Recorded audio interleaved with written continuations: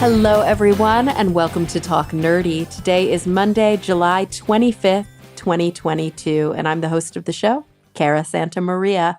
And this episode is the last in a series, pretty much the last 4 episodes that I recorded in advance of a surgery that I had earlier in the month. So I am pre-recording this intro, but it is airing today on July 25th.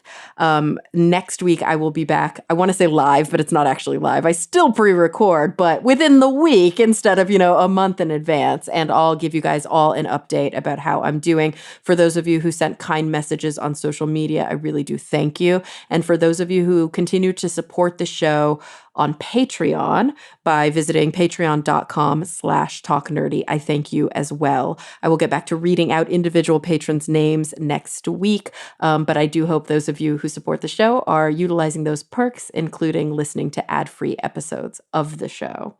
All right, let's dive into today's episode. So I had the opportunity to chat with Lina Zeldovich. She is a writer and editor, and she specializes in the journalism of solutions. She's won several journalism awards, and she's written for a ton of different outlets like the New York Times, Reader's Digest, Smithsonian, Popular Science, Scientific American, Atlantic, and Newsweek. And she's got a new book out. It's called The Other Dark Matter: The Science and Business of Turning Waste into Wealth and Health. Yeah, talking about poop, people. It's going to be a good one. So without any further ado, here she is, Lina Zeldovich. Well, Lina, thank you so much for joining me today. Thank you so much for inviting me. I love talking nerdy about shit.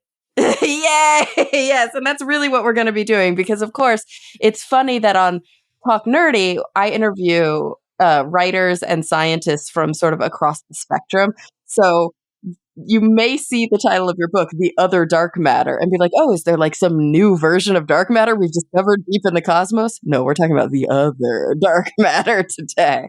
And I'm super excited to talk all about really why this matters, because I think on its surface, okay, it's fun, it's funny, we're talking about shit, we're talking about poop, but like deep down, this is fundamental to making our society work. It's fundamental to making our economy work. So before we get into the book itself, I want to talk to you about your career in journalism. Tell me, where are you from? How did you get into writing? So I was born in the former Soviet Union, when it was still a Soviet Union, in a place called Kazan. It's a really cold place. It's like 800 miles northwest of Moscow on the Trans-Siberian Railroad. It snowed 9 months out of the year. Wow. I knew I was a writer when I was 5 because I started writing stories before I even learned to read. I just made them up in my head.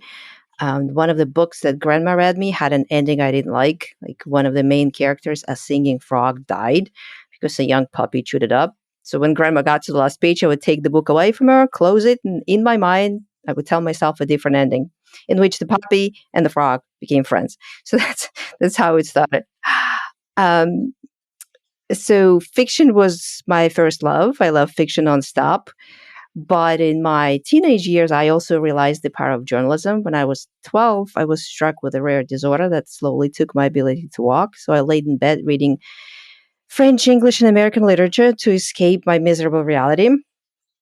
And in the meantime, my father's aunt, who lived in Denver here in the United States, read in the newspaper something about an experimental surgery that was being done in Siberia. So she cut the article out, put it in an envelope, and mailed it to us. Back then, letters took forever, and many didn't arrive at all, but this one did. So my parents read it. We flew to Siberia, and on my 15th birthday, I got the gift of surgery that put me back on my feet. My family never thought much of writing. They just didn't think of it as a serious profession. They were all like doctors and engineers. So to say that I was discouraged from writing is to say nothing. I was kind of like pushed into things like computers and mathematics and stuff like that. But then we moved to New York, to the United States, and here it became even clearer that you can't write in a language that you don't speak. So I kind of like gave up on that dream. did my first degree in engineering as my family wanted, spent some time in computers and IT, hated every minute of it, every minute, every day, every Monday, and decided I've had enough. Um, by then, I was already speaking fluently and writing halfway decently. So I applied to Columbia Journalism School. They took me, and here I am, whatever number of years later, writing for a living. And this is my first book. Oh my gosh, I love that. Okay, so I have so many questions, and feel free to say I don't want to Sure. answer those questions, but can you tell us more about this disorder that you were stricken with when you were so young? Yes. So it was a really aggressive, weirdly aggressive form of scoliosis. It's a disorder in which your spine curves either like a letter C or a letter S, and mine did all kinds of weird things. It just wouldn't stay, straight. In the way it was sort of twisting and turning. It was starting to cut against my spinal cord, and one day it would cut just too much, and I would stop walking. And I felt it coming. It was getting worse and worse. So if that letter didn't come, that letter was that article clipping didn't come, I don't know what would happen. But there was just such a powerful happening in my life. I wish I knew who wrote that article. I don't remember the name. I don't remember the article. I was like 13 at the time, but I wish I knew so I could try finding this person and telling him or her thank you for putting my life back together. Oh, Um, it's amazing. And I mean, wow, does that not speak to the power of journalism? Taking an idea, researching it, putting it on paper, and affecting the life of somebody across the world. Oh, that's incredible. And so after you said you had the surgery when you were 16, and then how old were you when your family moved to New York? 21. Okay. I was All actually right. up, I was told it was the best age to come to the United States because you can drink, drive, and have sex. I love it. I love it.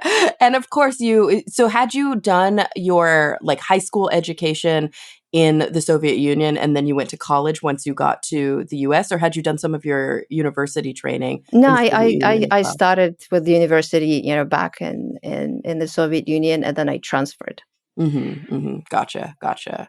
Okay. Wow. What a path just um to kind of find who you are, find what your goals are in life, and really you obviously everybody has their own journey. Everybody has their own pressures and their own suffering, but it's always so fascinating when individuals have such clear experiences at a very young age and are really shaped by those. I mean, literally and figuratively shaped by those experiences, like that they deeply influence who you are to be now.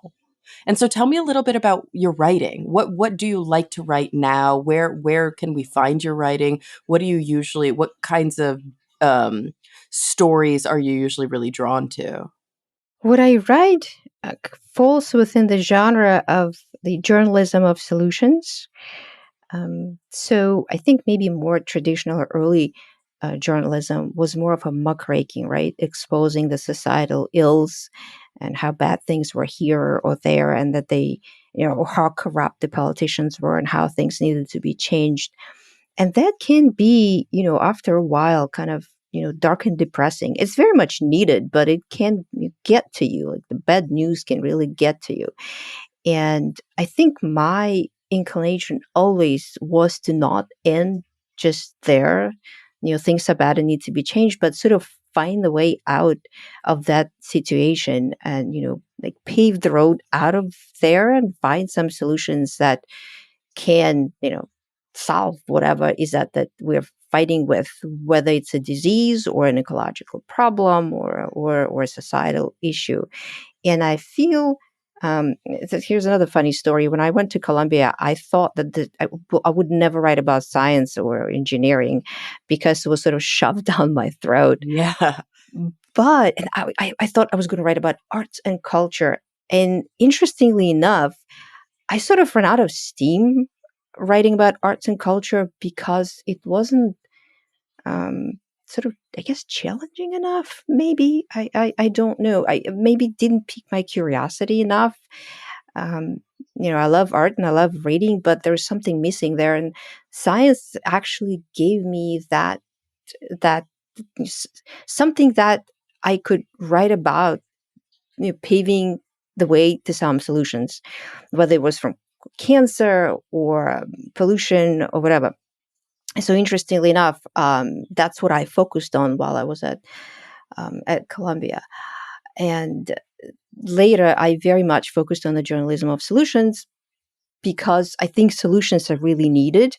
Everybody wants to know that there is a way out of something, but also for me personally, if I wasn't writing about solutions, I'd just be depressed and drinking myself to death. I like Right. to know that there is a way out. Yeah, yeah. And I see that a lot when I speak with individuals on the show, especially writers, whether they're writing about climate change or social justice issues or any kind of number of scientific problems that we're being faced with today. I definitely find that individuals, I would say, especially people who write a lot about ecology, climate change, and environmental justice, when it's all about what's wrong, it can be very demoralizing. And when we write about, okay, this might be what's wrong, but what's really exciting is that there are really clear things right in front of us that we can do. You know, there's a whole other question about having the political will to do them. But when there are real solutions to problems that very smart people have been working on and showing work, that there is something very empowering and very uplifting about that. Because I can't imagine how depressing it would be to just be steeped in writing about the problems all the time with no clear path to a brighter future, especially against the background of the world that we're living in right now. It's tough out there. And so tell me about specifically your book, The Other Dark Matter, which really is about kind of the science, the economy, the social ramifications of utilizing waste and utilizing it kind of for a culture. When did this grow out of like an article that you wrote or an interview that you did? What made you think, okay, I think I really want to focus on doing some real reporting here and do a book length treatise on this? So it was sort of a combination of things. For starters, it goes back to my childhood again. I grew up on my grandfather's farm, and my grandfather had 2 degrees, one in engineering and another in agriculture. Did this really interesting thing. He fertilized our small family farm with the contents of our own septic tank. So once a year in the fall, when everything was sort of preparing for winter, he would open it up. He would take this big lid off it, put on his protective coveralls and big boots, heavy gloves, take 2 buckets and ladle it out onto our farm, but in a very specific way, not just wherever. Most of it went up into our compost piles that already had some like dead plants and some kitchen scraps. And then he would close it up for 3 years and let it all sit in compost. And when he opened it up again 3 years later in the spring, all of that sewage stuff or plant, everything was gone, and all that was left was this rich black dirt that smelled so good, like your classic garden dirt, a classic forest floor, and it was so fertile. It grew food incredibly well, and I used to think that the whole world lives the same way Ah, yeah. Yeah, because you it just saw made this so much sense. circle. Yeah, Yeah. the Oh, circle how exactly. interesting. And of course nobody lives that way. We produce waste, and whether we're talking about like actual physical human, solid waste or garbage, we use stuff and then we discard it and we let it pile up. That's what Yeah, we do. yeah, that's true. So imagine my shocker years later when I realized that no, that's not how the world lives, and most people have no clue where their waste goes. It definitely doesn't go to feed the earth. That's what my grandfather used to say. You have to feed the earth the way you feed people. And I was like, but what do they eat? Like, it doesn't make sense. Um, and so when I was already working in journalism, that kind of popped up back in my head. I think it started with the Gates Foundation challenge in 2011, reinvent the toilet challenge, where they basically like gave out a bunch of money to different people, different research institutions or engineers, like, bunch of grants to try to create a toilet that wasn't wasteful and would recover resources from that waste, whether it's fertilizer or energy or whatever. And people started working on it, and I was like, wow, this just like makes so much sense. I can't believe this is actually happening. Is it going to go anywhere? Is it going to die? Because people may not be mentally ready for this type of stuff. But it worked. It sprouted roots. The movement sprouted roots.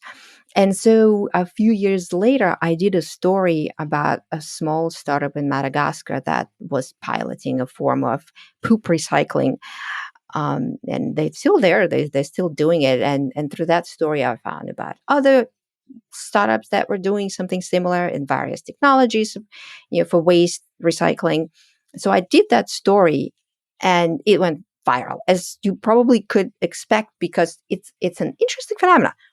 We don't like to talk about poo, but we'd like to share You're right. like every story about poo.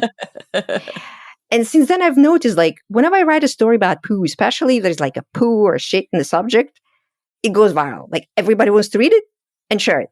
It's an interesting phenomenon. It is. It's almost like there's that taboo nature of it that people, it's like we want to know more. We're desperate for this interesting information because it feels a little like we're not supposed to.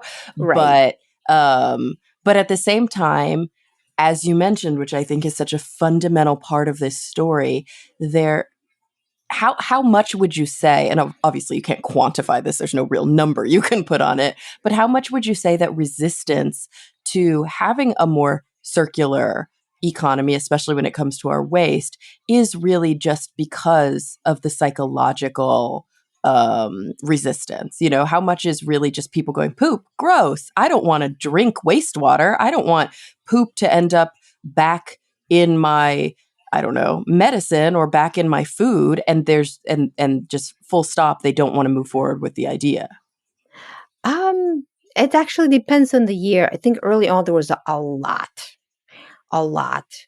I think it was just such a shocking concept for most people, because we train from birth on that this is gross and dangerous and, oh my God, it's an epitome of disease, all of which is true. But the difference is that, how do you treat it? If you treat it right, it's not an epitome of disease. It's just like, soil or sand, and we all play in the sand when we're kids, and we pot in the garden, and we don't die from it.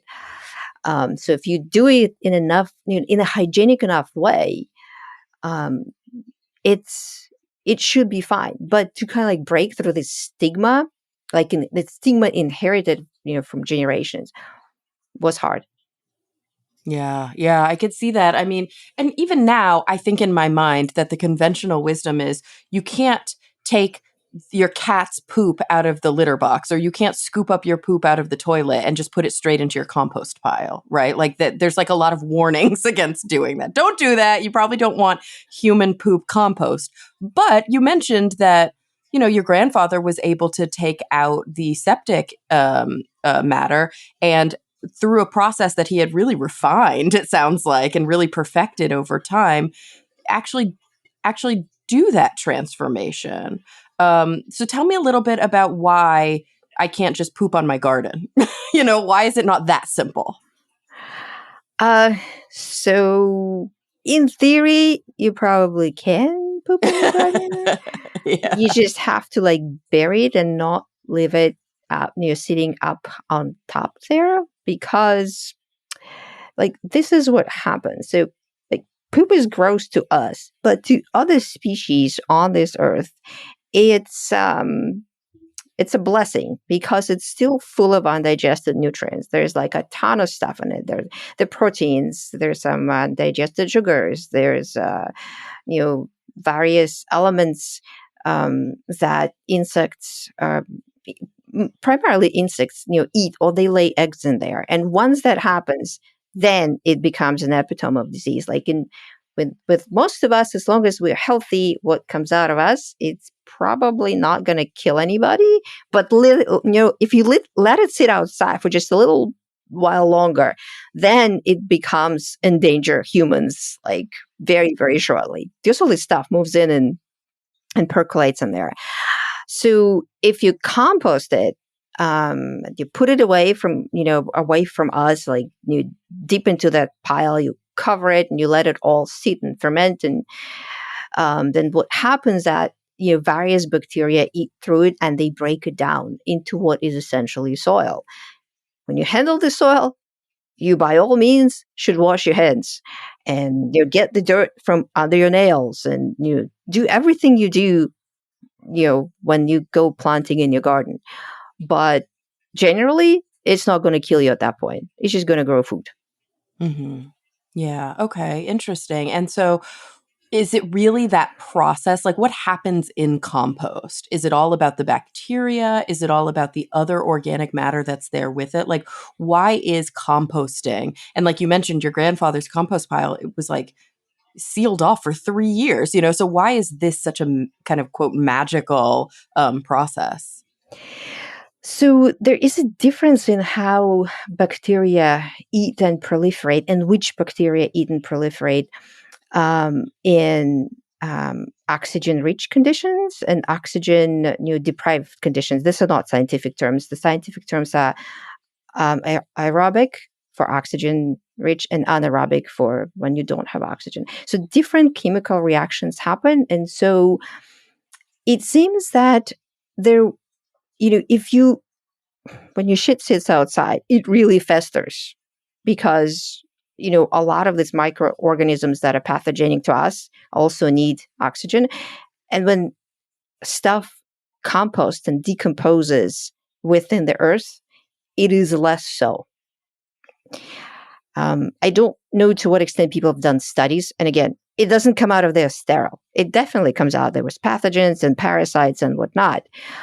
But for generations, different societies use that method to feed themselves, and they're still there. Particularly in Asia, it's actually a very, very common method of growing food in China and Japan. I devoted the whole chunk of the book to it because I thought it was completely fascinating. And so this process of sort of compost, of utilizing waste and kind of going through this compost process to produce basically fertilizer or fertile soil, like a growth medium for crops, is only one of many ways that we can use waste, right? Because yes, it is this nutrient rich, beautiful, dense potential fertilizer, but we can also, for example, reuse the water that we have urinated in. We can also reuse waste for energy. Tell us about some of the things that you discovered that maybe you didn't even know were possible when you were researching the book. Yeah, some of the stuff was really interesting. So yeah, you can definitely recover water from it, and then depending on how you treat that water, you can use it as gray water, meaning for everything except drinking, for irrigating gardens, even for washing. And then if you treat it fully, it can become drinking water again. Most wastewater treatment plants in this country treat the water to the level that it can be safely released back into a river of some sort. Um, Safely in the sense that it doesn't have major pathogens in it. The other things that you can recover from waste is energy. And it can even be done in multiple forms, depending on, again, exactly how you treat that waste. So the easiest way of extracting energy from your waste is, again, composting it. Um, so what people do these days, for example, in Madagascar, where I visited that startup, they manually gather waste from a portion of the city, from like a small region, and they load it up in what they call biodigesters. And within these biodigesters, bacteria chew through that waste. And as they do it, they release methane. And methane is essentially the same gas that we burn in our own stoves. You can collect it, and you can use it for cooking or boiling water, heating water and whatnot. There's some wastewater treatment plants in this country who do similar things. One of my favorites was DC Water in Washington, DC. They do it on a grander scale. They have like massive, digester tanks that compost waste and gather biogas from it. And I think they use it to run the plant, at least in part. You can also use that methane to, for example, spin the turbines and generate electricity. And the other type of things you can do is waste. Well, again, it depends on exactly what you do with it. You can sort of char it, meaning heat it up without oxygen, and that leads to a substance not unlike coal that, technically speaking, can be used as a source of energy again. The most interesting of all of this was an experimental project at the Vancouver wastewater treatment plant. So they worked with Pacific Northwest Laboratory on the West Coast. And they came up with this really interesting apparatus that they kind of played with for a while. So think of how waste generally arrives to the plant. It's kind of like this liquidly goo, right? It's very pumpable. So they pump it into this massive apparatus where they heat it up and pressure at some ungodly conditions. And it goes through this sort of like a serpentine tube. Takes about 15 minutes, and on the other side comes out crude oil. Like when I first read about it, I was like, this sounds like magic. But it's actually not magic, it's clear science. Because what they did is they mimicked the conditions that happen within the earth that actually form oil from various biomass, piled up over the course of time. So they just kind of looked at Mother Nature and followed the script. Wow. I mean, it's amazing that scientists have managed to do that, sort of this, like, as you mentioned, this biomimicry. Look at how things break down on the forest floor. Look at how, waste cycles in the ocean. How does it cycle on land? And figure out these chemical processes and learn how we can, I guess, what's the word I'm looking for? Like what enzymes do. We can kind of accelerate those processes using modern science. But I guess the real question that comes to mind for me is like, are we actually doing this? And so clearly you have researched all over the globe these really innovative methods, and you've seen really great kind of proofs of concept in different areas. But I'm curious, here in the US, are we, and you live, are you on the East Coast still? Or whereabouts in the US are you living now? Okay, East Coast. So I'm over here. You're in New York, I'm in LA. We're sort of on either bookend of the country. And I'm curious, from your research, like, what's still on the table? What are we actually doing here in the States, and what have we left on the table? So we are doing a few things. So the Washington D.C. plant was definitely my favorite because they're like full swing. They gather shit from some 2.2 million people. It's like Washington D.C. and some surroundings, and they do it day in, day out. They first they cook it to kill all the pathogens. Then they load it up in these digesters that I mentioned. They gather all of the biogas that come out from there, and the end product, which is kind of like this black goo, they dry it up and they package it in pretty looking bags of fertilizer called Bloom. It has its own name, Bloom. They can also sell it by truckloads to farmers and um, landscapers and construction companies who need to restore the soil that they scraped off during the construction. So they basically restored the cycle. So I Okay. that was really cool. Yeah. The one And, in Vancouver is still in mhm. pilot mode. I should check with them sometime soon to see where they are. And in pilot mode, what I mean is that they took one of their sewage streams, like a small percentage of what they get on a daily basis, and channeled it into that apparatus, and they're kind of like testing it out. If it works, that's what they will do for the whole plant. Okay. Yeah. Yeah. And so what would you say are some of the really obvious things that we could be doing that a lot of municipalities just don't? Like where are we literally wasting our waste right now? I think we're wasting our waste in a lot of places.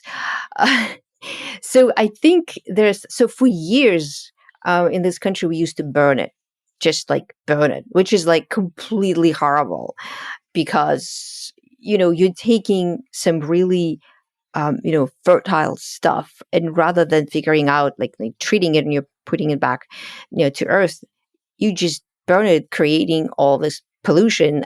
It is as if we don't have enough pollution.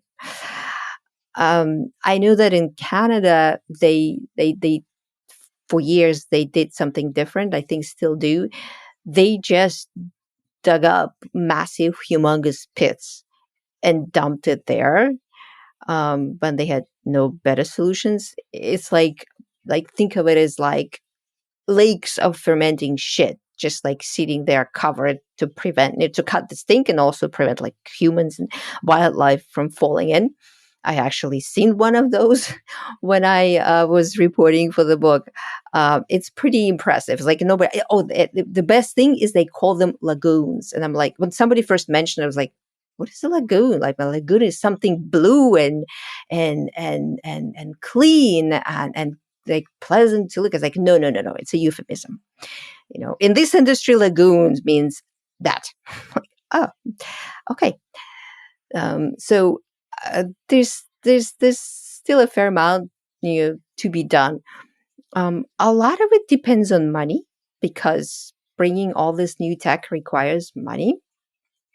Um, and there is an interesting um, paradox that that I kind of like learned. People in this industry told me people would pay for clean water coming into their house. It's like you need to fix like the water main. Yeah, we need to fix the water main. But paying for technologies to process shit, it's like, well, it's waste. Like, it's a waste of money. Like, why do we need it? We just get rid of it. Like, seriously, we have better things to do with our money. It doesn't think that the whole process is circular, and if we break it, we just going to keep polluting the planet and also depleting our farmlands because you can't just keep on taking growth. When food grows, it takes nutrients from the earth. You got to put something back. Usually what we put back is synthetic fertilizer. It's not as good as our own shit.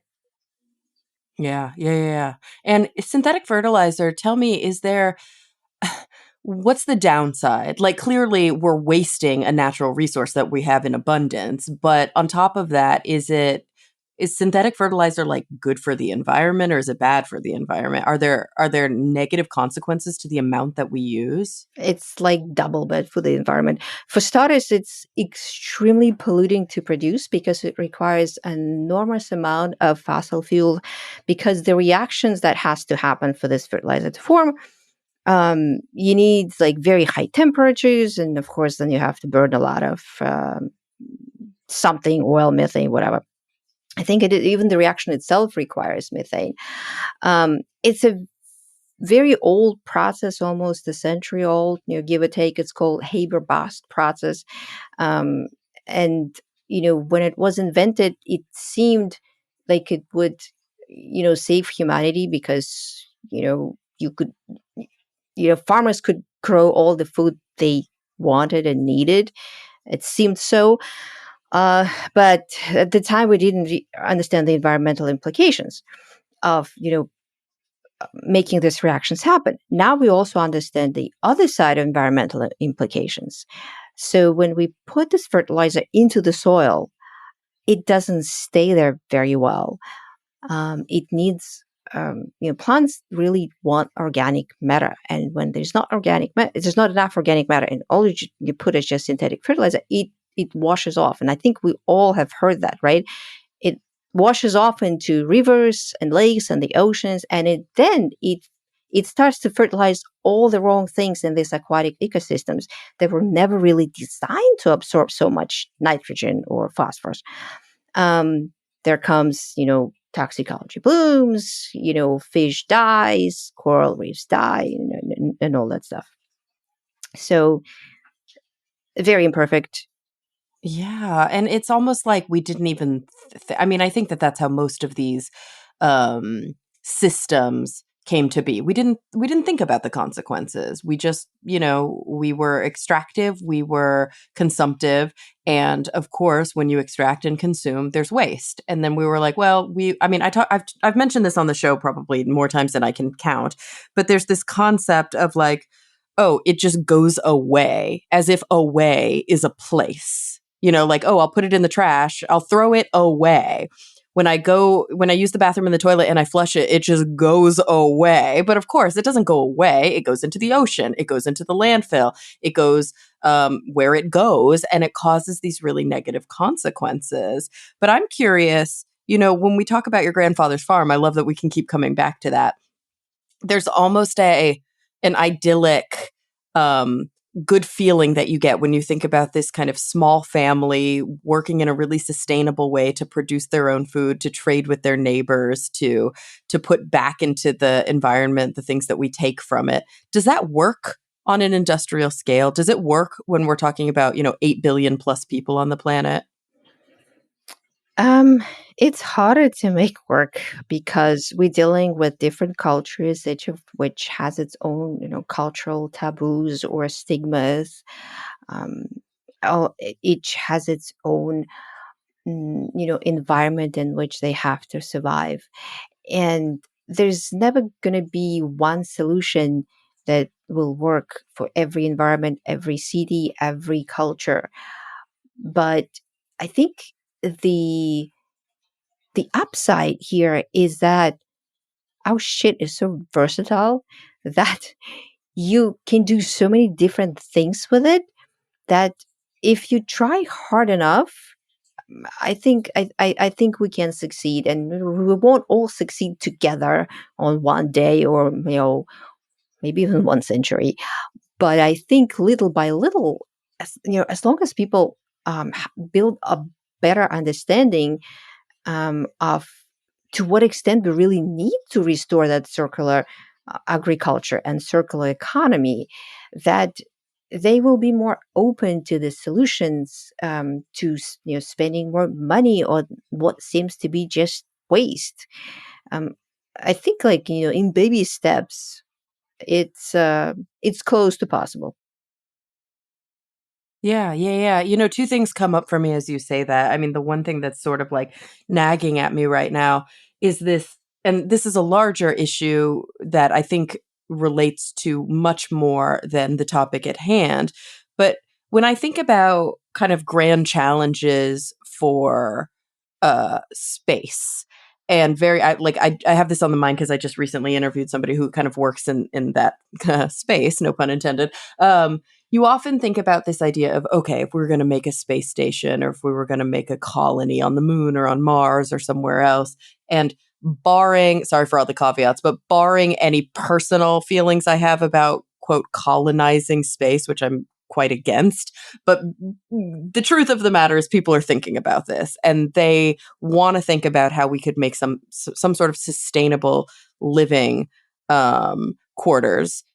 off of our planet. Of course they have to think about these circular things. They don't want a single drop of water to go to waste. They don't want a single, piece of poop to go to waste. And it's so obvious when you're in a closed system like that. But for whatever reason, people don't think that Earth is a closed system. They're like, "Oh, it just swallows all the excess." Like, no, it doesn't. This is also a closed system. Why is it so hard for us to wrap our heads around the fact that here on planet Earth, we have to think the same way as we would on a space station? Yeah, well, I can't help since you mentioned Mars. I love the movie Martian, because that's exactly what he does. He grows stuff with his own shit, and this is how things should work. I was watching this movie, like, yes, I'm so glad. Um, well, Earth as a closed system is just a really big system, so it's not, so apparent that it's a closed system. But what we doing right now is what scientists call a metabolic rift, or a redistribution of nutrients on the planet. And I sort of mentioned that when we keep growing food in certain places, and we take all the nutrients from the earth, and then we deplete it, and the only way to restore it, quite often, just to put more fertilizer in. And at the same time, so all this food comes to us, we eat it, we excrete it, and all the nutrients, all the undigested nutrients in that food, or in that wastewater that's squeezed out of our food, it still has all these fertilizers, phosphorus, nitrogen, potassium. This water is clean. It doesn't have, cholera or dysentery in it, but it still has the fertilizers, and it goes to, rivers and lakes in the ocean, and it smothers all that life there. So we take nutrients from one place and we continuously deposit them in the other. We can only do it for so long. Like, we're seeing the results of this now, because the farmlands turn to dust, and the ocean is, choking with all the stuff that we put in it. Yeah, Um, yeah. And it seems so obvious that it's all about redirecting. It's all about making sure that where we extract, we replenish, and where we are polluting, we cut back on that, and we figure out a way to redistribute. Yet, strangely, and I mean, this is where we come back to all the time, like, we have the science, we understand this conceptually, but is there the political will, and is there the will of the individual citizen to say, I won't stand for it to keep happening the way it's happening? How do we become aware again? How do we care again? Because when we live in a system where there is such a thing as a way, oh, I will just throw it away. When we make it so user friendly to forget, I think it becomes problematic. And this is especially an issue in the incredibly developed, wealthy world, where we have figured out how to be as removed from our food as possible, as removed from our waste as possible. And it's no wonder that you see a lot of these innovative things happening in areas where people are very close to the problem. They can't get away from the problem. So they're like, how do I live with this better? so that's exactly why I wrote the book. Because I grew up kind of close to both, food and poo. And I saw the beauty of that circle. And I really wanted to bring that beauty to the people. It's kind of a funky way of saying that, but I really did. I wanted to tell others about how it works, and why it's so beautiful, because it's a circle of life, and we're part of that circle of life. And our shit is part of that circle of life. And we really not, what we produce isn't really waste at all, but an incredibly versatile substance. So, what poop really stands for? It's people's own organic power. So poop. Yeah. So I really wanted people to reconsider of what they flush down the toilet, and I hope that they will. And the other thing I really wanted to do with the book is to show how much money is in shit. It's like, literally, there's money in shit. People take it and use it. because where else would you find a business proposition where somebody will pay you to take it away? And then if you turn it into a substance that is sellable, fertilizer, energy, whatever, somebody will pay you again. It's like two revenue streams from the same shit. Yeah, it's amazing. And you mentioned before, the other thing that kind of came up for me, you mentioned all of the innovative ways that we can not just recapture and reuse, but that we can actually um, produce, that we can actually innovatively make things from this amazing revenue stream. And we've talked, quite a bit about fertilizer and about some other options. But one of the things you write about in the book is that there are literally medicines that are being made from waste. Can you tell us about that? Because that's really exciting. Yeah, that's a whole other can of poo, I guess. So, and we kind of that's a very, very different from a sewage stream. So what lives in us and therefore in our poo is a very rich ecosystem of microbes that should be living in our stomach. They help us digest food. They extract nutrients from that food. They without them, we really wouldn't last today because we wouldn't be able to digest anything we eat. And so the healthy people really have a healthy, ecosystem in their guts. And I think at this point, everybody knows that. Like, 10 years ago, I had to like explain everybody, people looking at me like I just came from Mars. And so, but sometimes when people get sick, that ecosystem becomes very disorganized, and certain pathogens move in certain. It happens quite often when you take a lot of antibiotics for various reasons, surgical and whatnot. And sometimes in this situation, a particular bacteria grows too much. In this case, Clostridium difficile. It sort of takes over the guts, um, and people become very sick. Like they have bloody diarrhea for weeks. They basically like wither out. And if that bug stops responding to antibiotics of last resort, like vancomycin, they're like super potent. There's really no cure today. And in these cases, you just die. And so, about the same time that I was writing about sewage, I also wrote a story about a woman who was struggling with that. With that bacteria for like the sixth time around in 3 years or something like that. And she really had no way out. And she sat down with her family and she Googled alternative ways of dealing with it. And they stumbled upon a fecal transplant. And again, at the time, nobody heard about it. It wasn't published about. What it is, it's basically, a healthy donor goes to the bathroom into like a sterile container, takes that metabolic output, puts it in the blender, whips it up into a milkshake, and gives the sick person a poop enema. I don't think these days it sounds that horrifying because most people I think have read about it since been in like every major newspaper as an remarkable phenomenon. But back then it was something that wasn't even medieval. It was like against the holy grail of medicine. So she did it and she recovered within like 24 hours from being like sick and totally bedridden to basically like almost a functioning person again, to the point that she could go drive her car. And so that was another story that went viral. And the concept of fecal transplant has grown since then. There is, for example, a nonprofit in Boston called Open Biome, and what they do is they screen healthy donors for very healthy poo, and those who pass the test get to donate their metabolic output.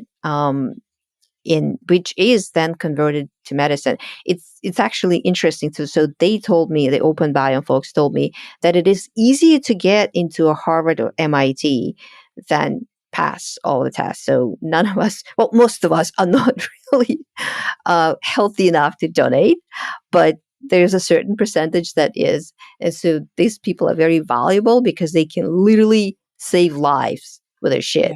Yeah. Yeah. Wow. Ah, that's so cool. That's just incredible. And it goes to show really the versatility here. So we're not just talking about energy and fuel. We're not just talking about fertilizer. We're even talking about life-saving medicine.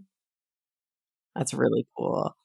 Yeah, they even talking these days. So this started with an infectious disease kind of thing, but these days they're talking that with proper restoration of the microbiome, you can maybe tackle things like the autoimmune diseases, which there really no cures, just like symptom management. Um, I say and even some like deadly allergies, like allergies to peanuts, may have to do something with your microbiome. Yeah. So yeah. Yeah, it's incredible. And so I'm curious, as we're starting to run a little bit low on time, I'm going to close the show by asking the same two questions I always ask, and we'll get to those in a second. But is there anything that we didn't discuss that you feel like, oh yeah, I can't believe we didn't talk about this? Or do you feel like we have a good we've whet the appetite well? And so, individuals who are interested in learning more, obviously you should pick up the book, people. Um Well, I just want to say that a lot of inspiration as I was working on the book came from learning the history of our ancestors in China and Japan, where they literally had excrement economies, like economies based on excrement, where different shit sold for different price because not all shit was created equal. It was completely fascinating and new to me, even to me, and doing this kind of really gave me hope that we could really change our perception on our own dark matter. Some people told me it was like their most favorite part of the book, the historical one, and some people really like the new tech. Um, but yeah, when people ask me like, why should they buy the book, and I say, well, I promise you, you will never flush the same way again. Yeah. And did you find that your behavior changed from the time when you first, I mean, obviously this was first inspired in your childhood, but when you started really seriously doing your reporting on this topic, did it actually change your relationship with these things? Did it change how you act on the planet? Um, I think I became more conscious of the fact that even living in New York City, I can compost. There's so little space here for anything, so I can't compost poo, at least not yet. But I can compost some food leftovers. I used to throw them away, thinking, "Oh, it's just I wish I had a place where I can compost them." But you know what? It's actually not hard. You can compost in beans, and you can donate your stuff to a place that composts. Not far from where I live. So I became more conscious and more diligent about not wasting my food waste. I love that. So it's really far reaching, even when we're thinking about the other dark matter. Of course, it's all a big circle. And so you're going to start applying this kind of reasoning to every aspect of your life. It's sort of like when people first become environmentally conscious and they think about reusing and they think about recycling things, you start to notice that it seeps into all of your decision making. I love it. I love it. So Lina, I'm curious. Every episode of the show, I close by asking my guests the same two questions, and they're really big picture questions. So I want you to answer them in a way that is meaningful to you. And what I mean by that is in whatever context feels appropriate right now. So of course, we are people living in the world. You could answer them from a very personal perspective. It could have to do with your work. It could be familial or communal or even global or even cosmic, if that makes sense for you. But in whatever context feels very, very relevant right now in this moment, I would like to know two things. First, when you think about the future, what is the thing that really is keeping you up the most at night? The thing you're most concerned about? Maybe there's some worry, even some pessimism or cynicism. And then on the flip side of that, so we do end on a more hopeful or a more positive note, Where are you finding your optimism these days? When you think about the future, what are you truly looking forward to? If you had asked me that statement 6 months ago, it was definitely would be the environment, because it was kind of like, we felt that we were out of the woods with COVID somewhat, right? Yeah. But then we got this war, Yeah. and Oh it's gosh, it, and how and much it that must hit home for you. uh, that was really horrifying, because my parents, we still have family there, and my parents still have people on both sides of this conflict, which is just completely horrifying. And my Moscow cousin just got out recently, because they were one of the people who protested in the early stages of the war, and it was really bad. So I think at this point of my life, I'm really concerned about the war, and the fact that as a result of this war, the world is militarizing, you know, just just like prepping for the worst in terms of armed conflict. Now, if we can't somehow solve that, I think I'd be back to worrying about the earth and the environment and the soil and the water and the air and the plastic and all that stuff.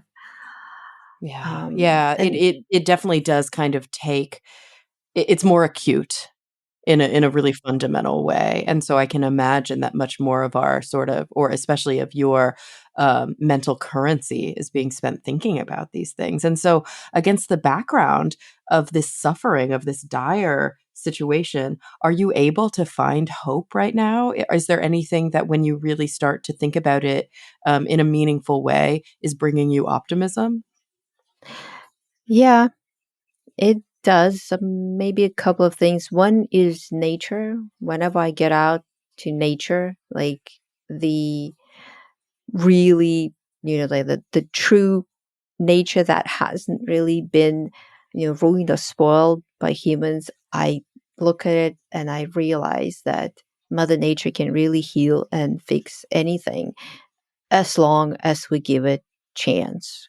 The wilderness is always beautiful, and usually it's healthy.